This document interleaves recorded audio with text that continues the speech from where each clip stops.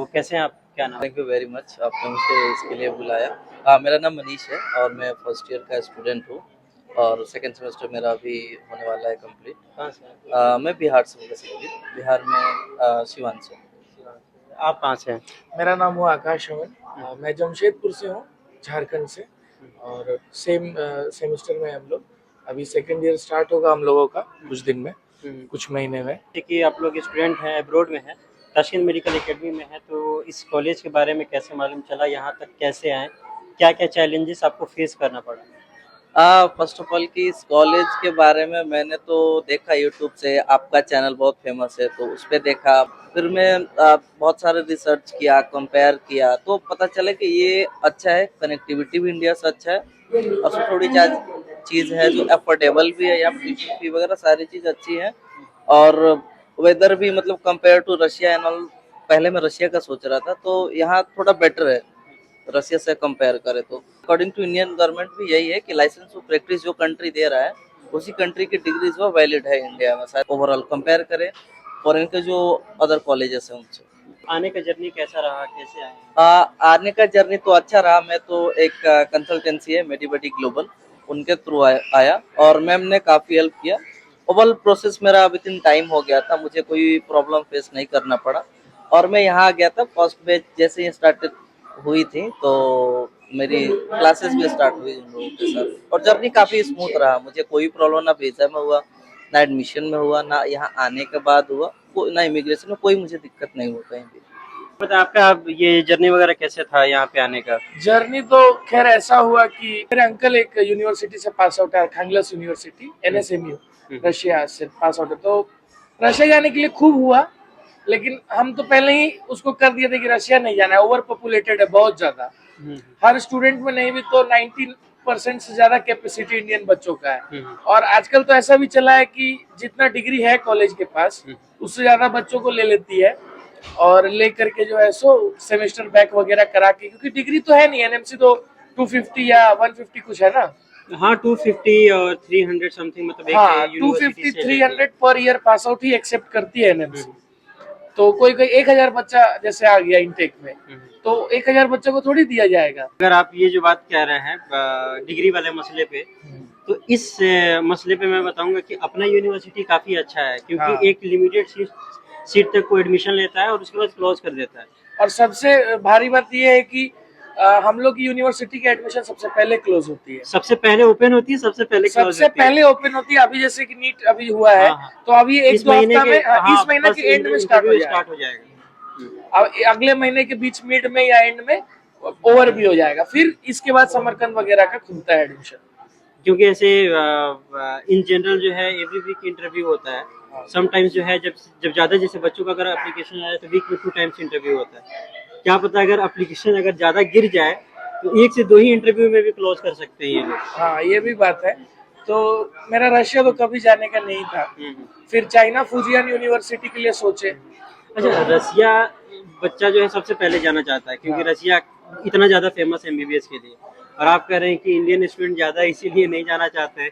बहुत सारे स्टूडेंट तो यही कहते हैं कि इंडियन बच्चे हैं वहाँ पे तभी मैं आऊंगा, वरना नहीं आऊंगा। इतना भी थोड़ा सा लो बजट का 30-40 के आसपास का, उसमें क्या है कि यही आपको जैसे मैंने बताया डिग्री का मसला है और ओवर पॉपुलेटेड है, जितना डिग्री नहीं है उससे ज्यादा बच्चे हैं, तो ये सारा चीज है उस वजह से भी। और एक और कारण भी था क्योंकि रशिया का कनेक्टिविटी थोड़ा सा दिक्कत है। हाँ, लॉन्ग पड़ता है आपको एटलीस्ट जो है। बड़े यूनिवर्सिटी में रशिया में शायद आप एंट्रेंस एग्जाम भी देना पड़ता है फिर जाके एडमिशन मिलता है। रशिया में एक चीज और है, वेदर जो है ज्यादा माइनस में होता है, हार्श है, बहुत हार्श और काफी स्ट्रेन करने में, तो ये सारी भी दिक्कतें हैं रशिया में। इसको लेके काफी बच्चे जो मैक्सिमम मुझे लगता है 50% बच्चा वेदर की वजह से ही रशिया मतलब प्रेफर नहीं करते हैं कि जाएंगे। वहाँ पे तो टेम्परेचर कभी कभी -30 और लंबे समय तक रह जाती है। यहाँ तो बर्फ गिरती है -10 -15 तक जाती है, लेकिन 1-2 दिन 3 दिन तक रहेगी, उसके बाद खत्म। वहाँ पे तो भाई कंटिन्यू 10-10 15-15 20-20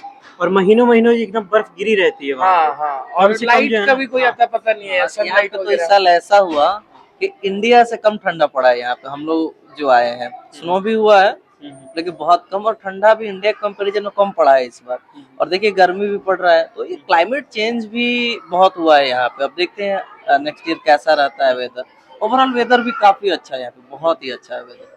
ठंड का ठंड भी, बरसात भी मिल जाती हाँ, है, बरसात सब गर्मी भी मिल जाती है, और स्नोफॉल बर्फ भी भी, मिल जाता है। स्नोफॉल भी देखने को मिल जाता है। ये उज़्बेकिस्तान का जर्नी कैसे हुआ? अपने से रिसर्च किया तो यूट्यूब पे आपका चैनल आया, हम्म। तो सबसे पहले आने से ही याद भी है कि काफी बात हुई थी कि हाँ, काफी हम कैसा लोगों है? की फैमिली की भी बात हुई थी, हाँ, मेरी हाँ। फैमिली पापा भी बात किए थे आपसे। हम्म, तो ऐसे ही आना हुआ, और कनेक्टिविटी के कारण ही मेनली हम तो इस यूनिवर्सिटी, इस कंट्री को चुने हैं। हम्म। क्योंकि कनेक्टिविटी, क्योंकि जैसा कि उस समय चल रहा था माहौल, रशिया यूक्रेन का वॉर, रोमानिया वगैरह, हाँ, पोलैंड वगैरह जाना पड़ा पोलैंड उधर। वगैरह होके आना पड़ा, तो वो सब हमको नहीं चाहिए था। क्योंकि आज के जमाने में एक इंसान ही स्टेबल नहीं है कंट्री, और वो तो बहुत बहुत बड़ा चीज हो गया, एक इंसान ही स्टेबल नहीं है भाई। आज सबसे बड़ा चीज है ना, हिस्ट्री भी देखे हम। मैं तो स्पेशली मैं बहुत सारी चीजें सर्च किया इसके ऊपर, कि ऐसा कोई जो है वॉर या फिर अटैक्स वगैरह, टेररिस्ट वगैरह के, ऐसा तो कुछ यहाँ पे सिनेरियो नहीं था। इसको बोल के मुझे लगा कि सेफ है, जाना चाहिए, एक्सप्लोर करना चाहिए, और अच्छा एक्सपीरियंस रहा अभी तक का, और आगे भी रहेगा, मुझे जहाँ तक उम्मीद है कि। हॉस्टल का जर्नी आपका कैसा रहा? खाने पीने के मसले? हॉस्टल का देखिए, अगर आपको हम एकदम ट्रूथ बताए हाँ। तो इंडिया के कंपैरिजन में जितने भी कॉलेजेस के जो मेस या हॉस्टल के फैसिलिटीज रहती है, सबसे बहुत अच्छा है यहाँ का। खाना भी बहुत अच्छा है, ठीक है, और रहना, फैसिलिटी, वॉशिंग मशीन हो, चाहे आपको वॉशरूम हो, रोज क्लीनर आते हैं, रोज क्लीन होता है। डस्टबिन पिक करने सुबह शाम आती है वो सर्वेंट्स, हर रूम से नॉक करके डस्टबिन लिया जाता है। क्लीननेस का तो आप बोलिए मत, कि बहुत तगड़ा है सब चीज। हॉस्टल हमको यहाँ का बेस्ट लगा। अगर कोई बच्चा आ रहा है फर्स्ट ईयर में रहने के लिए, तो उसको जो हॉस्टल का इन्वायरमेंट जो मिलना चाहिए वो बहुत अच्छा है। हॉस्टल में देखिए मन तो लगता है। आप देखिए, दो तरीके के आदमी भी होते हैं, एक है जिनको वीआईपी लाइफ चाहिए, और एक जो है जिनको जो भी मिल जाए, पढ़ाई हो रहा है और खाना पीना मिल रहा है, इंडियन फूड है। मेनली तो यही आदमी सोचता है कि फॉरेन कंट्री में आके आदमी फूड क्या खाएगा, तो इंडियन फूड है। फर्स्ट ईयर वालों को हॉस्टल में ही रहना चाहिए, हॉस्टल लेना चाहिए। आपको बहुत सारी चीजों का एक्सपीरियंस होगा और मजा आएगा, आपको मन भी लगे, एडजस्ट कर जाओगे आप इस कंट्री को। तो इनिशियली आने पे तो जो होता है होम सिकनेस वगैरह होता ही है, मन नहीं लगेगा, रोना आएगा, क्यों आ गए, बहुत सारी चीजें दिमाग में चलती है। कि जब आपका ग्रुप बनेगा, जब आप बच्चों से मिलेंगे, तो फिर लगता है कि नहीं, अच्छी जगह आया हूँ, और फिर मजा आने लगता है। मेरे साथ कुछ ऐसा हुआ था। मैं शुरू के एक वीक में थोड़ा सा डिप्रेशन में था, क्यों आ गया, कहाँ आ गया, कैसी कंट्री है। फिर सब दोस्त मिले, ग्रुप बना, क्लासेस स्टार्ट हुई, फिर मजा आने लगा। हम लोग फिर पूरी रात भी जगते थे। इनिशियल के जो पेजेस थे, पूरा रात हम लोग बस बातें होती थी, पढ़ाई होता था, मस्ती होती थी, यही सारी चीजें चलती थी। नहीं तो ये है कि एक बार जब ग्रुप बन जाता है ना, जब अपने दोस्त मिल जाते हैं, क्लास वाले मिल जाते हैं, या फिर जब क्लास आना जाना जब शुरू होता है, तो एक साल कैसे गुजरता है ये बिल्कुल मालूम नहीं चलता है। सही मैं बात। खुद शौक हूँ कि फर्स्ट ईयर कैसे पूरा खत्म हो गया, ऑलमोस्ट पता नहीं चला। हम लोग पहले सोचते थे कि कैसे कटेगा ये, जैसे नए नए आए थे हम लोग ना, 6 साल कैसे कटेगा, लेकिन देख रहा हूँ कि 1 साल कैसे कट गया, इतना फास्ट पता नहीं चला। तो मुझे लगता है 6 साल भी बहुत जल्दी जाने वाले हैं, पता नहीं लगेगा किसी को भी। चलिए, आप एकेडमी के बारे में बताएं कि कैसा है पढ़ाई वगैरह, टीचर इंग्लिश बोलते हैं, नहीं बोलते हैं, क्या है? सबसे बड़ा ये स्टूडेंट का होता है कि भाई दूसरे कंट्री में जा रहा हूँ, वहाँ पे टीचर लोकल लैंग्वेज में बात करेगा, इंग्लिश नहीं आती होगी, क्या होंगे क्या नहीं होंगे, डिग्री इंग्लिश में होंगी कि नहीं होंगी। तो ये 99% जो हमारे टीचर्स प्रोफेसर है, सबको इंग्लिश आती है। मतलब आप ऐसा समझ लीजिए कि अगर आप पढ़ाई ओरिएंटेड यहाँ उज्बेकिस्तान कंट्री में एंट्री किए है, कि हमको बस कॉलेज जाना है और कॉलेज से घर जाना है और कुछ नहीं है, तो आपको लैंग्वेज सीखने का जरूरत ही नहीं है। क्योंकि हम लोग हॉस्पिटल में भी जाते हैं, हम लोग जो है सो अपना न्यू बिल्डिंग भी जाते हैं, ओल्ड बिल्डिंग भी जाते हैं, सब सारे एकेडमी के सारे बिल्डिंग हम लोग जा चुके हैं, सब में इंग्लिश बोलने वाले हैं। कहीं पर भी ऐसा नहीं है कि कंपलसरी उज़्बेक या रशियन लैंग्वेज चाहिए, ठीक है। आपको एक्स्ट्रा ऑर्डिनरी अगर बनना है तो आप रशियन सीख लीजिए, उज़्बेक सीख लीजिए। एक्स्ट्रा ऑर्डिनरी का क्या मतलब है कि टैक्सी वाला से बात किए, अपना रोड पे चल रहे किसी से इंटरेक्शन हुआ। लैंग्वेज में तो इतना इंसान सीख ही लेता है कि मार्केट में कैसे बात करना है, या फिर उतना तो आप मतलब एक वीक में सीख जाइए। हाँ, वही चीज है कि उतना तो मालूम चल जाएगा कि हाँ, टैक्सी वाले से नाम पता कैसे पूछना, हाँ, पैसे हाँ, कितना हाँ। हुआ, ये हुआ, या फिर मार्केट में कम्युनिकेशन जो होता है वो तो सीखना पड़ेगा। कहीं भी इंसान रहता है तो सीख जाता है। इवन आप इंडिया में, साउथ इंडिया में जाइए तो हाँ, तो रहते रहते थोड़ा सा कुछ ना कुछ आपके जो होता है दिमाग में आ जाता है, कुछ वर्ड्स आदमी सीख लेता है। तो वैसा भी सेम यही पे है, ऐसा कोई खास इशू है नहीं कि कुल लैंग्वेज मिला के अगर पढ़ाई के ओरिएंटेड आप पूछा जाए कि लैंग्वेज का क्या बैरियर है यहाँ पे, तो हम यही बोलेंगे कि 99.9% जरूरत नहीं है लैंग्वेज का। इंग्लिश से काम चल जाएगा, 1 साल 2 साल नहीं, पूरा 6 साल चल जाएगा। अब आपको एक्स्ट्रा ऑर्डिनरी थिंग्स अगर करना है तो लैंग्वेज सीखिए। घूमने जाना है, टैक्सी यूज करना है, मार्केट के लिए तो खैर उतना तो आ ही जाता है। सबसे बड़ी बात है कि लैंग्वेज के भी क्लासेस लगते हैं, तो जो इंटरेस्टेड है वो क्लासेस करेंगे अच्छे से तो सीख जाएंगे। स्टूडेंट के लिए जो है जो नोट्स बनेगा, अपना नोट्स बना के प्रॉपर रख लें, आप बाद में रिवीजन करते रहें, क्योंकि एक सेमेस्टर जो है लैंग्वेज की क्लासेस चलती हैं। तो देखिए उज़्बेकिस्तान में आप आए हैं, खास करके ताशिर मेडिकल एकेडमी में आए हैं, तो ये यूनिवर्सिटी खास करके क्लिनिकल प्रैक्टिकल के लिए जाना जाता है। और तो इसके बारे में क्या कहना चाहिए? हमारे क्लासेस जो हुए थे, हमारे पीडीएम में क्लासेस लगते हैं और हम सर्जरी के हमारे क्लासेस थे, तो हमें काफी अच्छा लगा। पहला दिन मुझे याद है हम लोग का था, हम लोग एप्रॉन पहन के पूरा अपना जो भी है स्क्रब सूट पहन के स्टेथोस्कोप वगैरह लेके गए थे हॉस्पिटल, तो काफी अच्छा लगा। वो बहुत अच्छा एक्सपीरियंस था हमारा। और सर्जरी क्लासेस में जो है सो हम लोग वार्ड के अंदर जिसमें जिस सर्जरी जस्ट हुआ हुआ पेशेंट जो है वो लोग को भी हम लोग देखने को मिला।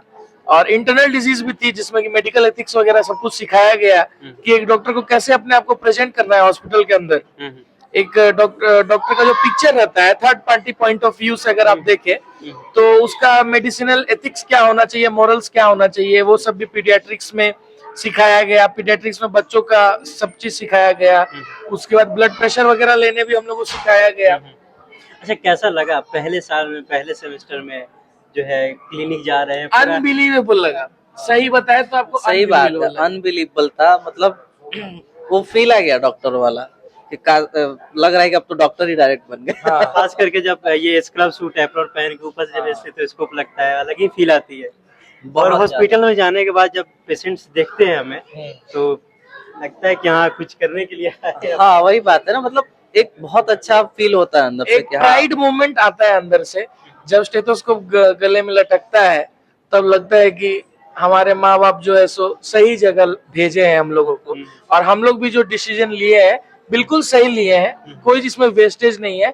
और हमको जहां तक मेरा मानना है कि बाकी सारे कंट्रीज से इधर जो क्लिनिकल प्रैक्टिस हो रही है हम लोगों की फर्स्ट ईयर की खासकर, वो बहुत एकदम अबव द पार है। अबव द पार बिल्कुल एक्सपेक्ट नहीं किया था कि हम ऐसा कॉलेज होगा कि जो पीडियाट्रिक्स, सर्जरी और इंटरनल डिजीज फर्स्ट ईयर में दे देगा। अब तो जैसे कि अब अपना टीएमए से टीएसएमयू हो गया है। हाँ। तो अब अपनी यूनिवर्सिटी में एक और ये कॉस्मेटिक सर्जरी का ये आने वाला है। हाँ, लॉन्च होगा और हमारे हॉस्पिटल्स में ये ऐड होंगे। इंसान को खूबसूरत बनाने के लिए ये भी थोड़ा सा पढ़ेंगे हम लोग। ठीक है ना? तो थोड़ा सा मतलब टेक्नोलॉजी वाइज से भी काफी टेक्नोलॉजी वाइज इम्प्रूव कर रहा है और ऑलरेडी इम्प्रूव भी है, क्योंकि इंडिया में कितने सारे मेडिकल कॉलेज है जिसमें न्यूरोलॉजी डिपार्टमेंट नहीं है। यहाँ के हॉस्पिटल्स में तो मैं देखता हूँ इक्विपमेंट्स तो सारे हैं, फैसिलिटीज भी है, बहुत सारी चीजें हैं। मतलब गवर्नमेंट प्रोवाइड कराई है उनको, और जो कि वो यूज करते हैं ड्यूरिंग सर्जरी और बाकी जो भी चीजें होती है उसमें, तो काफी अच्छा। और सबसे बड़ी चीज है अपना कॉलेज का जो है पेशेंट फ्लो है, इसके जो हॉस्पिटल्स है उसमें हम जाते हैं तो हमेशा पेशेंट रहेंगे। इमरजेंसी में भी है, ओपीडी में भी है, पीडिया का डिपार्टमेंट है, सर्जरी का है, डेली सर्जरी होती है। हम तो खुद गए हैं, सर्जरी को देखे भी हैं हम लोग, सर्जरी के क्लासेस में हम लोग अपना, और काफी अच्छा एक्सपीरियंस रहा सर्जरी में। तो मतलब एकदम रियल, हम लोग को ऐसा भरोसा नहीं था कि कभी फर्स्ट ईयर में आके ही हम लोग ओटी में, हाँ ओटी में मास्क वगैरह लेके, शू मास्क और तो फेस ये मास्क, चीजें जो थी ना बहुत शॉकिंग थी मेरे लिए। फर्स्ट ईयर में जाना, वो भी सर्जरी में जाना, बड़े डॉक्टर सीनियर जो है उनके साथ जाना, तो वो मुझे काफी अच्छा लगा यहाँ पे। और पीडिया के क्लासेस जब हमारे चल रहे थे उसमें हम लोग जो हमारे जो टीचर थे जो लेके गए हमें, और काफ़ी उन्होंने जो वहाँ पे पेशेंट थे, छोटे छोटे बच्चे जो आए थे ट्रीटमेंट के लिए, उनके साथ हमारे इंटरेक्शन हुआ। वो बता रहे थे इसको क्या है क्या नहीं, हम फिर उनसे क्वेश्चन कर रहे थे कि ऐसा क्यों है, तो क्या क्या मेडिसिन वगैरह दिए जा सकते, सारी चीज़ें डिस्कस हुई। ओवरऑल जैसे कि हम लोग को लग रहा था कि हम लोग मतलब थर्ड ईयर फोर्थ ईयर के स्टूडेंट है, सारी चीज़ें जानते हैं, वैसा फील हो रहा था। तो बहुत अच्छा ये जो है ना क्लिनिकल बहुत अच्छा है यहाँ पे, नो डाउट क्लिनिकल बहुत ही अच्छा है। और ये क्या है कि जैसे कि ये मेडिकल कॉलेज एक ऐसा है जितना बड़ा एकेडमिक का बिल्डिंग नहीं है, उससे मेरे को लग रहा है कि डबल उसका इसका क्लिनिकल बिल्डिंग है। हाँ क्लिनिक हॉस्पिटल के 15 बिल्डिंग है, 15 बिल्डिंग में हर एक डिपार्टमेंट आपको मिलता है। सारे ठीक है, डिपार्टमेंट सारे अवेलेबल है, डिपार्टमेंट्स आपको गायनिक मिलते से हैं। लेके ट्रोमेटोलॉजी डिपार्टमेंट से लेके सब कुछ। क्लिनिकल के मामले में भी और टेक्नोलॉजी के भी मामले में बहुत आगे है टीएमए, क्योंकि गायनिक डिपार्टमेंट में हम गए थे तो इंडिया में जो फैसिलिटी खाली मेट्रो सिटी में है, फोटोथेरेपी जो चाइल्ड होता है, प्री बर्थ चाइल्ड जो होता है, वो फोटोथेरेपी वाली मशीन्स भी है यहाँ पे, जो कि इंडिया में खाली दिल्ली वगैरह, बेंगलोर, हैदराबाद में मिलती है। और बाकी बिहार में सब अभी नहीं आया है भाई, ठीक है, बिहार में अभी नहीं आया है फोटोथेरेपी। अच्छा, चलिए कोनो बात नहीं कि बिहार में नहीं खेल, तब हमने कि यहाँ से गैला के बाद लावल जाई, यहाँ से जाके लगायल जाई, ऐजा से उठा के ले चला जाए। हाँ, एजा से इम्पोर्ट एक्सपोर्ट होई। कम से कम ये तो होगा ना कि विदेश से आयल वाला डॉक्टर साहब तो विदेशी टेक्नोलॉजी लाइल बड़ा। टेक्नोलॉजी लाइल बड़ा। मेरे लिए जो है आप क्या रेटिंग देना चाहेंगे, क्या फीडबैक आपका है, क्या रिव्यू देना चाहते हैं मेरे बारे में? देखिए, हम आपसे वीडियो देखे जब यूट्यूब पे, फिर हमारी कन्वर्सेशन स्टार्ट हुई, हम बातें किए, मुझे लग गया कि आप जो है काफी हेल्पिंग नेचर के हैं। आपने बहुत हेल्प किया यहाँ आने से पहले भी, क्योंकि हम लोग आधा घंटा तक बहुत सारी चीजें कॉल पे जो है 1 घंटा तक डिस्कस किए हैं, तो ओवरऑल चीजें आपने मुझे गाइड की, और जैसा बोला वैसा आने के बाद है यहाँ पे, तो सब कुछ अच्छा रहा। तो आपके साथ तो काफी अच्छा एक्सपीरियंस है हम लोग। बिलीव कैसे हुआ आपका कि एक बंदा है जो एक दूसरे कंट्री में बैठा है, मैं दूसरे कंट्री पे हूँ? देखिए, सबसे बड़ा बात ही बा कि एगो बिहारी आदमी ठीक बा, हम बिहारी, ऊपर से आप जो बच्चों का दिखाते थे यूट्यूब वगैरह इंटरव्यूज वगैरह, तो बिलीव तो होता ही है, क्योंकि आप भी तो हमारी तरह ही आए यहाँ पे, चीजें किए, तो एज ए स्टूडेंट वो एक कनेक्शन था। दूसरा हम लोग का जो मातृभूमि है उसका कनेक्शन था, तो वो सारी चीजें ओवरऑल खींच के लाई आपके पास। तो और आपने काफी हेल्प भी की हमारी हर एक चीजों में, तो इसीलिए आपके साथ तो मतलब अब जब तक आप हैं यहाँ पे तो कोई भी प्रॉब्लम हम लोग को नहीं है। चलिए ठीक है, बहुत बहुत शुक्रिया आपका। आपका क्या ओपिनियन है?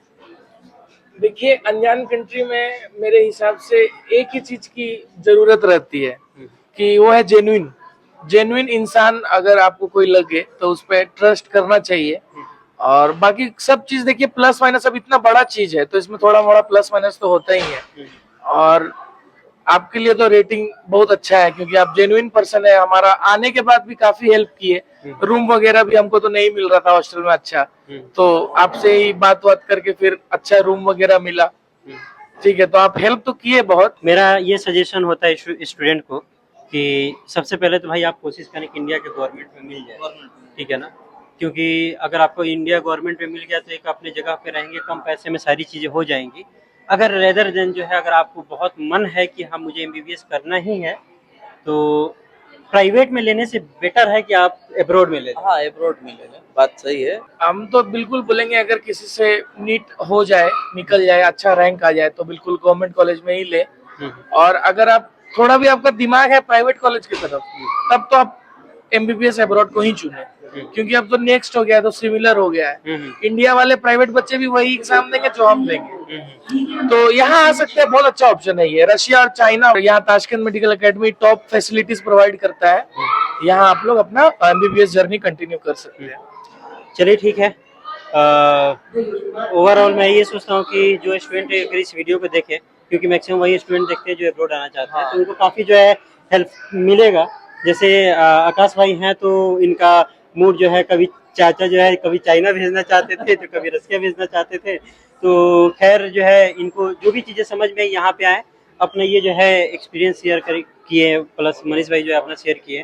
तो होप सो आपको जो है ये वीडियो जो है काफ़ी हेल्प करेगा आपको ये डिसाइड करने में कि आपको कहाँ जाना चाहिए, किस जगह पे, किस कॉलेज में आपको एडमिशन लेना चाहिए, और बाकी ये कंट्री का माहौल कैसा है। वीडियो के यहाँ ले देखेला बहुत बहुत शुक्रिया, और वीडियो को लाइक करी और कमेंट करी, जो भी मन में कोनो बात बाटे तो रहुआ कमेंट करके बता सकता नहीं।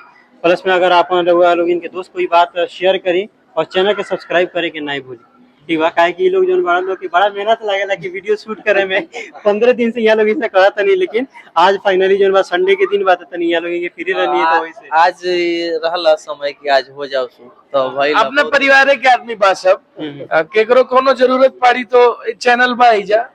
हाँ, बाकी कोनो भी दिक्कत उक्कत बा तो कमेंट कर सकता नहीं, बाकी रुआ हमारे से कांटेक्ट कर सकता नहीं। चलिए ठीक बा, बहुत बहुत शुक्रिया आपको वीडियो देखने के लिए।